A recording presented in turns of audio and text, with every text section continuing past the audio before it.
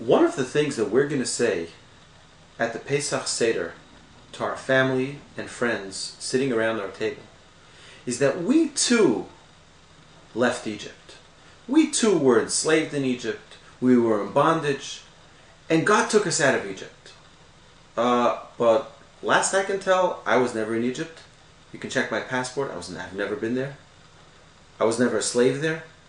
So is this sort of like a game we're playing, or is this what are we trying to accomplish really by the Pesach Seder, saying that we too were in bondage, we too were enslaved, and God took us out?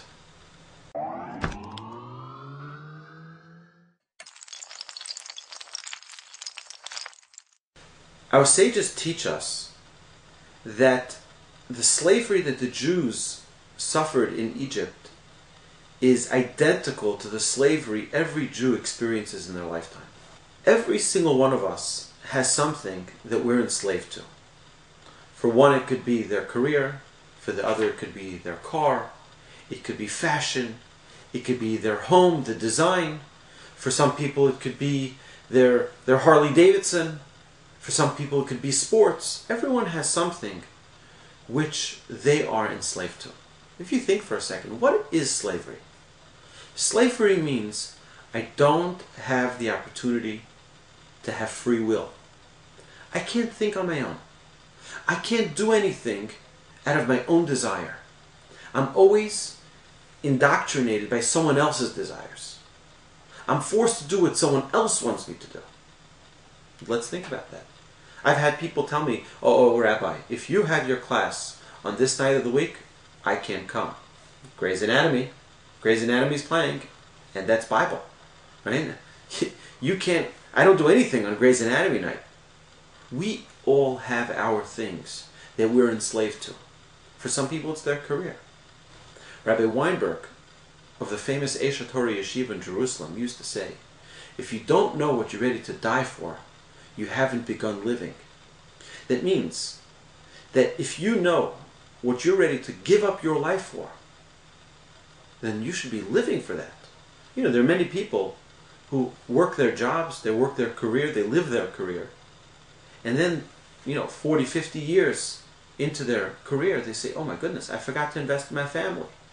I should have spent 2-3 hours every night sitting at home with my children eating dinner and doing homework with them, instead of coming home from the office at 8 o'clock at night when they're already sleeping.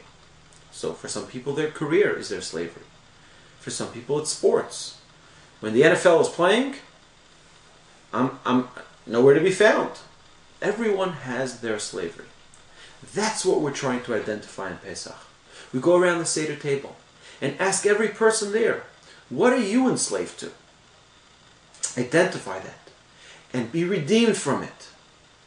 Feel a redemption. Say, you know what? I'm not locked down to that.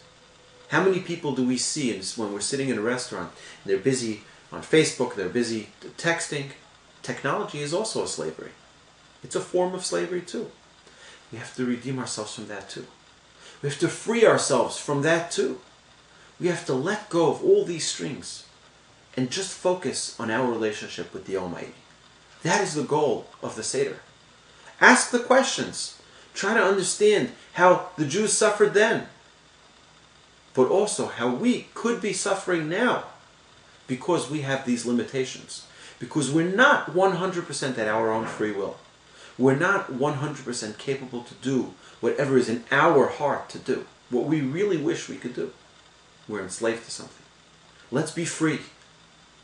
Let's take this opportunity of the Seder and free ourselves.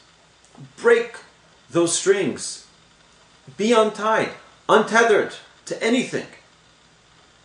And just be able to serve the Almighty to the best of our ability. Happy Pesach.